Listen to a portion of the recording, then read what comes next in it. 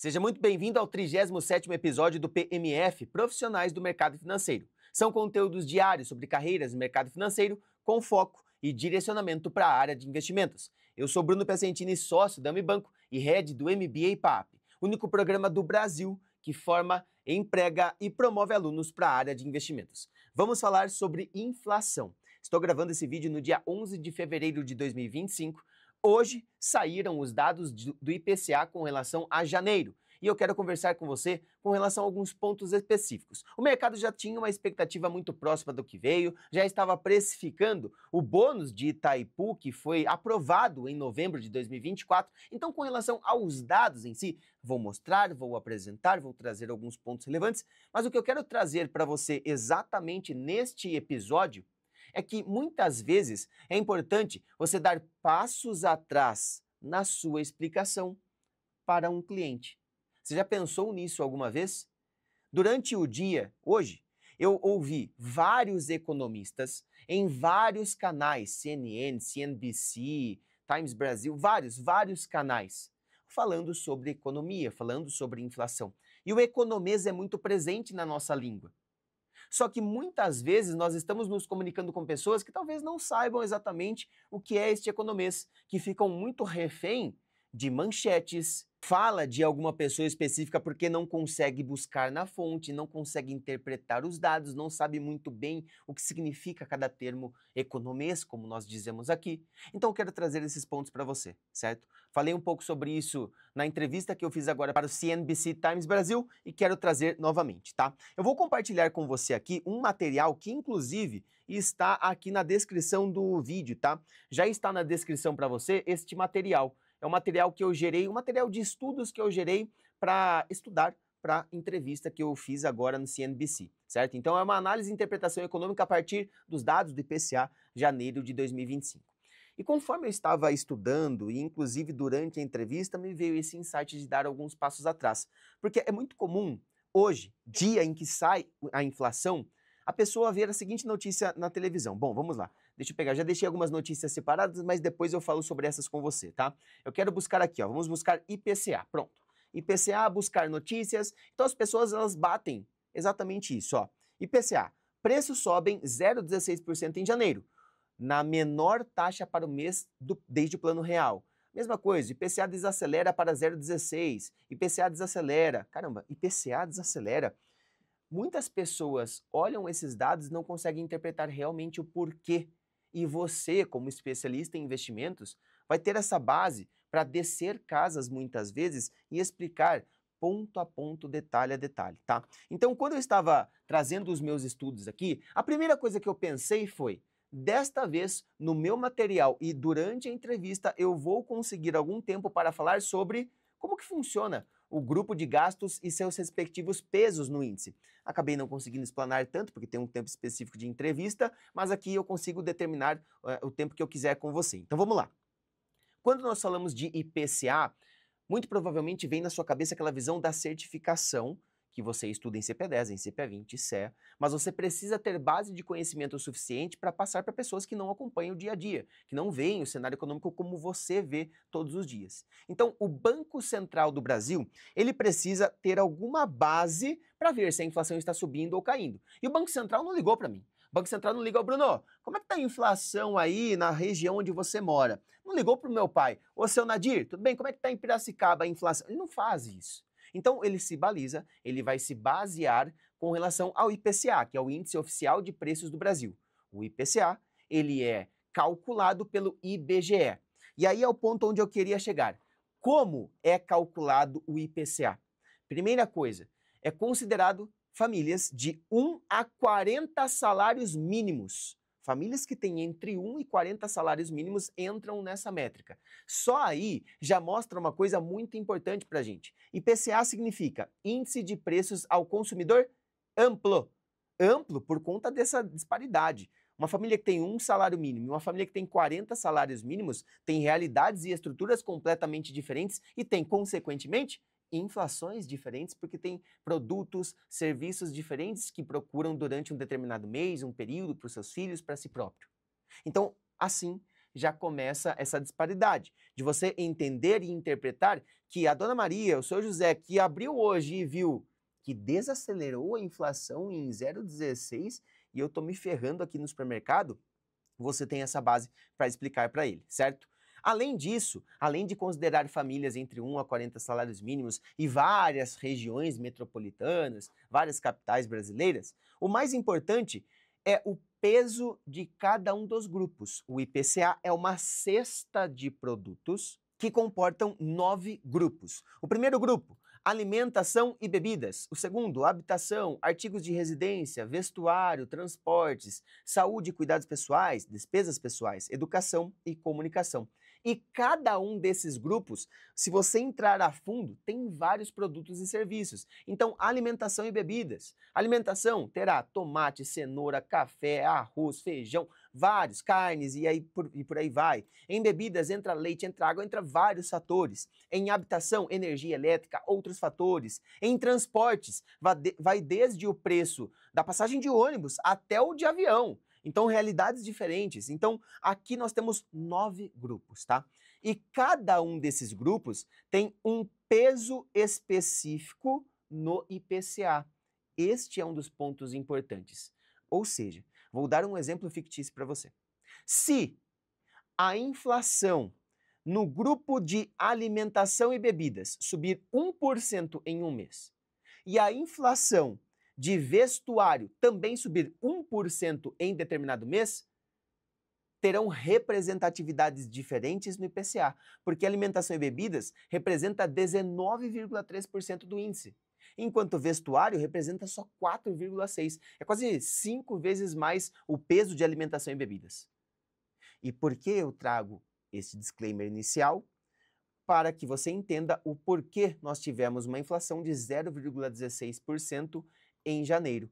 Descendo aqui um pouco mais, já vou falar um pouco sobre a distribuição por região, mas quando nós entramos no IPCA de janeiro por grupos específicos, olha só, aqui eu tenho o índice geral, né? Então, o índice geral foi de 0,16. Mas para chegar nesse índice geral, eu pego cada um dos grupos, pondero pelo peso e aí eu vou chegando na média geral. Quando eu trago habitação, nós tivemos uma deflação de 3,08%, ou seja, os preços no grupo habitação caíram 3,08%. Foi este grupo que puxou absurdamente o IPCA para baixo em janeiro, ficando 0,16%. Porque se você olha alimentação e bebidas, quase 1% em um único mês. Se você olha transportes, 1,30% em um único mês. Se você observa saúde e cuidados pessoais, 0,70% no mês. Despesas pessoais, 0,51% no mês. E o que aconteceu com habitação? Entrando em habitação, nós temos energia elétrica. E em janeiro já estava precificado pelo mercado de que boa parte da população teria desconto na conta de luz. Simplificando, mais de 78 milhões de consumidores teriam desconto na conta de luz. E foi assim, tá? Então o mercado já precificava isso. É o chamado bônus de Itaipu. Isso aconteceu em novembro de 2024, tá dando uns passinhos atrás. Novembro de 2024 foi aprovado, tem até aqui, ó. Foi aprovado pela Agência Nacional de Energia Elétrica e anunciado pelo Ministério de Minas e Energia o bônus de Itaipu. Ou seja, foi adiantado um bônus de Itaipu para beneficiar mais de 78 milhões de consumidores em contas de energia. Isso tem impacto positivo, impacto negativo? Bom, no mês em questão, tem impacto positivo para você. Talvez você tenha participado desse desconto, muito legal. No índice como um todo, quando a gente olha o índice geral, faz com que o IPCA, a inflação, caia bastante no acumulado dos 12 meses. Inclusive, é um ponto muito importante. Se eu subir aqui, ó, eu tenho acumulado dos 12 meses. O IPCA acumulado nos 12 meses, com o dado de janeiro, ficou 4,56%, frente a 4,83%, considerando os resultados até dezembro de 2024. Então a gente olhava para a inflação, 4,83%, bem acima do teto da meta, e agora está 4,56%. Opa, caramba, estamos chegando dentro da meta. Mas isso acaba sendo um erro se você olha só a foto. Cenário econômico, você não olha a foto, você olha o filme, você olha o vídeo. Nós temos em janeiro uma desaceleração da inflação por conta deste motivo, mas a precificação para fevereiro já está acima de 1,40. 1,40 em um único mês de inflação é muita coisa. Se nós pensarmos que nós temos uma meta, o centro da meta de inflação em 3%, só em um único mês teremos quase metade disso. É muita coisa. Então, basicamente, o governo deu num mês para tirar do outro. Então, por isso que você precisa analisar constantemente, com consistência, os dados econômicos, o cenário econômico, as notícias econômicas. Ninguém se prepara de véspera, certo? Então aqui, já citei para você os grupos de gastos. Aqui é um pouquinho do IPCA em janeiro distribuído por região, tá? Porque depende. Pô, uma pessoa que mora, deixa eu pegar aqui a maior diferença. A pessoa que mora em Rio Branco, no Acre, tá? Rio Branco, no Acre, teve um IPCA de menos 0,34. Enquanto eu observo Aracaju, no Sergipe, 0,59. Olha como destoa muito. Por isso que o IPCA, quando as pessoas olham o âncora falando no jornal, o IPCA foi tantos por cento. A pessoa nunca tem a sensação de que é o dela, porque não é. É de um grupo de pessoas. O Banco Central precisa se basear em alguma coisa e é assim que eles fazem, tá? Bom, seguindo aqui, eu tenho outros dados, tá? Eu até deixei nessa análise aqui, ó, eu coloquei alguns pontos importantes. Olha só. Inflação de 4,56% acumulada nos últimos 12 meses. Como analisar? E aí eu trago dentro do texto 3 pontos. Economia acelerada, descontrole fiscal e também câmbio desvalorizado, tá? Câmbio desvalorizado. São 3 pontos importantes que nós temos aqui para analisar este cenário econômico através de inflação. Mas está aqui para você, tá? É só vir aqui na descrição do vídeo, você pega o link ali, você tem acesso a esse material para ler na íntegra, tá bom? E aí eu queria trazer só alguns pontos importantes. Vamos lá. A minha entrevista no CNBC estava marcada para as 4 horas e 10 minutos. Então, 4 horas da tarde, eu já estava ao vivo no link, nos bastidores, estava esperando ali para entrar. O Fábio Turci, apresentador, começou a falar de inflação, eu já me preparei para começar a falar também, ele já ia me chamar, quando de repente ele interrompeu a programação. Opa, vamos esperar um pouquinho, depois voltamos para falar de IPCA, porque o ministro Haddad está com outros ministros, pessoas do parlamento, dando informações com relação às prioridades do governo. E aí eu fiquei acompanhando aqui as prioridades do governo. São 25 prioridades e aí eles falaram bastante sobre alguns pontos. E além de ter acompanhado na íntegra, ao vivo, este detalhe, eu também fui buscar outras informações de estudo para essa matéria, para essa entrevista. E é muito comum nas falas do governo, seja do Lula, seja do Haddad, seja de outros ministros, que nós precisamos crescer. O PIB tem que acelerar. A comemoração é grande quando observa o PIB dos anos que passaram do governo Lula e projetados agora até 2026. Então, eles mostram constantemente, de várias maneiras, em várias fontes, por várias pessoas, o quanto que é importante o crescimento, independente do que leve o crescimento. E esse é o detalhe que eu quero chamar a sua atenção. O detalhe de endividamento. Nós estamos crescendo, o país está crescendo, o país deve ter um crescimento acima de 3%, um PIB acima de 3%, com base em dívida.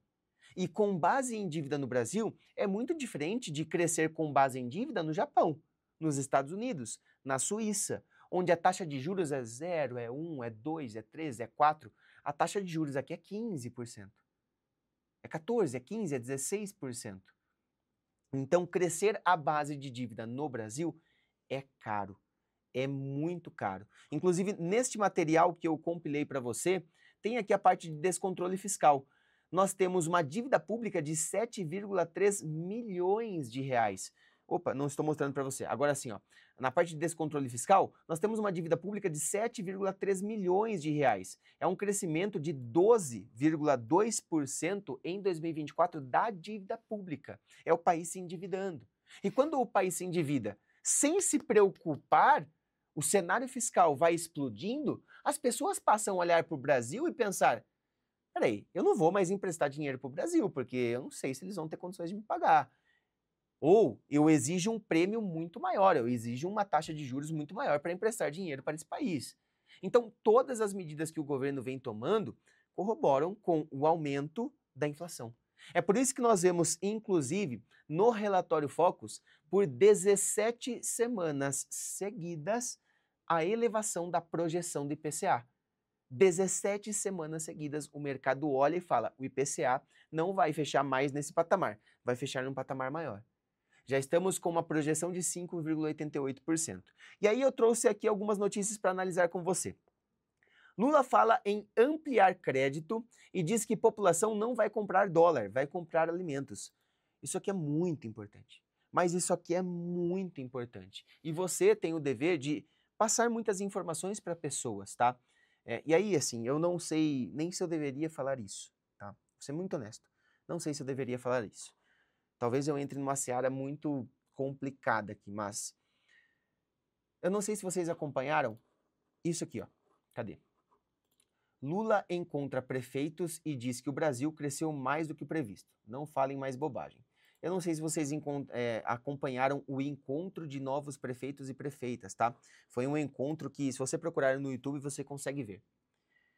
E lá o Lula trouxe vários pontos que eu já citei aqui, comemorando muito o crescimento do país, comemorando muito que as pessoas têm dinheiro nas mãos e vão ter mais dinheiro em mãos. Só que se as pessoas têm mais dinheiro em mãos, elas vão demandar mais, elas vão consumir mais, a inflação vai continuar subindo.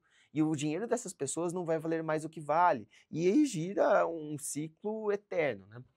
E durante este momento, eu parei para prestar atenção numa coisa.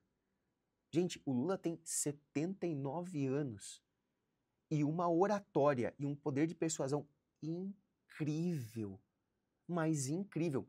Busque este vídeo na internet do encontro de novos prefeitos e prefeitas. Uma oratória impecável. Um poder na voz muito forte. E por que eu estou, de certa maneira não, completamente me expondo aqui com relação a isso?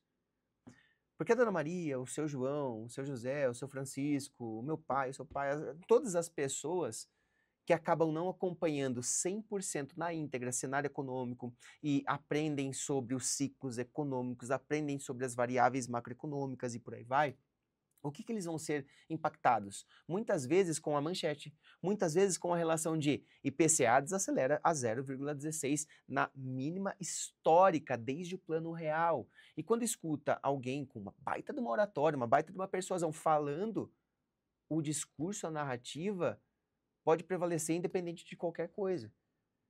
Isso é muito preocupante. Então, olha só, vou trazer de novo aqui a notícia. Lula fala em ampliar crédito. Este ampliar crédito é dar mais dinheiro para as pessoas em um cenário de descontrole de inflação. A população de baixa renda, média renda, está tendo dificuldade em comprar, em consumir, vendo os preços crescer, justamente pela parte de acelerar a inflação do país. E dar dinheiro na mão dessas pessoas não resolve. Não resolve. Resolve momentaneamente quando eu pego um dinheirinho a mais. Mas eu olho, caramba, eu peguei um dinheiro a mais, mas eu ia comprar um produto que estava 15, agora está 20. O outro que estava 20 subiu para 30. Aquele que estava 8 subiu para 12. A minha cesta de produtos, a minha cesta de consumo no supermercado que ia dar R$500 está dando 600. Então, é uma balança muito delicada, tá? Além disso, população não vai comprar dólar, vai comprar alimentos. Isso aqui é preocupante demais. Vários alimentos do país. E aí eu quero voltar aqui com você, olha só isso. Quando eu observo o estudo que você tem acesso aqui na descrição do vídeo, quando você observa aqui o IPCA em janeiro, o grupo de alimentação e bebidas tem um crescimento de 0,96%, ou seja, tivemos uma inflação em alimentação e bebidas de quase 1% em um único mês. E isso é a média de quase o Brasil todo, comparando famílias que têm de 1 a 40 salários mínimos. Se você observa um pouco mais, vai detalhando cada vez mais, eu até deixei um resumo aqui de grupo de alimentação e bebidas. Cenoura teve um aumento de 36,14%. Tomate, pô, eu não como tomate, mas tem um molho de tomate, tem um monte de coisa que vai tomate, 20,27%. Café moído, presta atenção, café 8%, mas isso daqui é considerando ainda a média. Tem lugares onde o café passou de 30%, 40%, 50% de elevação de preços. E por que muitas vezes isso? Porque a nossa parte de alimentos, de commodities, muito destes alimentos, dessas commodities, sofrem influência da cotação do dólar. É óbvio que muitas pessoas não compram dólar, mas compram alimentos que são dolarizados. Compram alimentos que sofrem impactos da moeda, do dólar. E como é que eu chego e falo que as pessoas simplesmente não vão comprar dólar, não vão comer dólar, como já foi dito também? Então tudo isso é muito preocupante. Então o papel que você tem quando você assume querer ser um especialista em investimentos, querer buscar falar sobre economia, sobre finanças, sobre educação financeira, é o papel de vamos dar alguns passos atrás às vezes, e tá tudo bem. Dá 1, 2, 3, 4, 5, 6, 10 passos atrás, mas deixa bem lúdico, deixa bem didático alguns pontos importantes, como esses que eu estou trazendo aqui, certo? Bom, além disso, outros pontos importantes, além desta matéria, a matéria que eu já mostrei para você, né? Então, Lula encontra prefeitos e diz que o Brasil cresceu mais do que o previsto. Nesse encontro que eu citei, assista, tá? Assista esse encontro aqui, preste muita atenção na oratória, é muito forte a oratória do presidente. Aqui ele diz muito enfático, que o Brasil cresceu mais do que o previsto. E assim, todo mundo comemorando que o Brasil está crescendo pra caramba. E aí você bate o olho na foto, é aquilo que eu já citei, a foto é linda. O Brasil crescendo acima de 3%, como não crescia há anos, legal, mas a que custo? A custo de dívida. Então isso tende a prejudicar muito o país, a população como um todo. E esta notícia aqui, que também acaba sendo muito contraditória, né? Ministro volta atrás e descarta haver estudo para aumento do Bolsa Família. Decisão acontece após reação da Casa Civil ao afirmar que o assunto não estava em pauta do governo. Não lembro o nome desse ministro, é Wellington, deixa eu ver aqui. Eu acho que, aqui ó, Wellington Dias. O ministro do Desenvolvimento Social, Wellington Dias, tá? Ele deu uma declaração recente de que o governo estava estudando aumentar o Bolsa Família para que as pessoas tivessem mais dinheiro para comprar as coisas, já que as coisas subiram de preço. E aí, de novo, entra tudo aquilo que eu citei para vocês agora há pouco. Não se resolve o problema dando dinheiro para as pessoas. Tem alguns memes que acabam sendo muito lúdicos para a gente ver mais essa situação. Recentemente, eu vi um meme até tirando um pouco de dinheiro, tá? Tirando um pouco de economia, trazendo para a sala VIP de aeroporto. Dizendo que, se todo mundo é VIP, ninguém é VIP. Filas e filas e filas e filas nas salas VIPs dos aeroportos. Ou seja, baixaram muita régua para as pessoas terem acesso à sala VIP. Todo mundo tem acesso à sala VIP, mas a sala VIP não comporta todo mundo. E aí não é todo mundo, muitas pessoas não conseguem usar. Tô discutindo aqui se está certo, se está errado, ter sala VIP, não ter sala VIP. Tanto faz, não é essa a discussão. A discussão aqui é, quando todo mundo tem, ninguém tem. Esse é o ponto. Esse é o ponto. Então, simplesmente dar dinheiro para as pessoas, sem pensar nos efeitos macroeconômicos como um todo que vão atingir estas próprias pessoas, não resolve. Simplesmente não resolve. E aí, queria deixar o convite para você deixar um comentário sobre tudo isso que eu falei aqui. Seja um ponto positivo, um ponto negativo, uma opinião concordando, uma opinião discordando, e eu convido você a compartilhar esse vídeo mais do que nunca. Este vídeo aqui, este episódio aqui, eu quis trazer bem no passo a passo, bem no detalhe, dando 10, 20 passos atrás, para trazer alguns pontos que, independente de ideologia, independente do seu partido político, independente de qualquer coisa, vamos analisar economia. Vamos analisar os dados, vamos analisar o que está acontecendo, não a foto, mas o filme, é o filme que importa, é o vídeo que importa, tá? Então, clica no compartilhar aqui, manda para seu pai, manda para sua mãe, para seu irmão, para sua irmã, para seu filho, para sua filha, para seus amigos, manda para todo mundo esse vídeo aqui que vai ajudar muitas pessoas também, tá? Deixa seu like se você gostou aqui. Esse foi o 37º episódio do PMF. São episódios diários sobre economia, sobre finanças, com muito foco, claro, na área de investimentos. Não esquece de pegar o material aqui embaixo na descrição do vídeo. Eu vejo você no próximo episódio.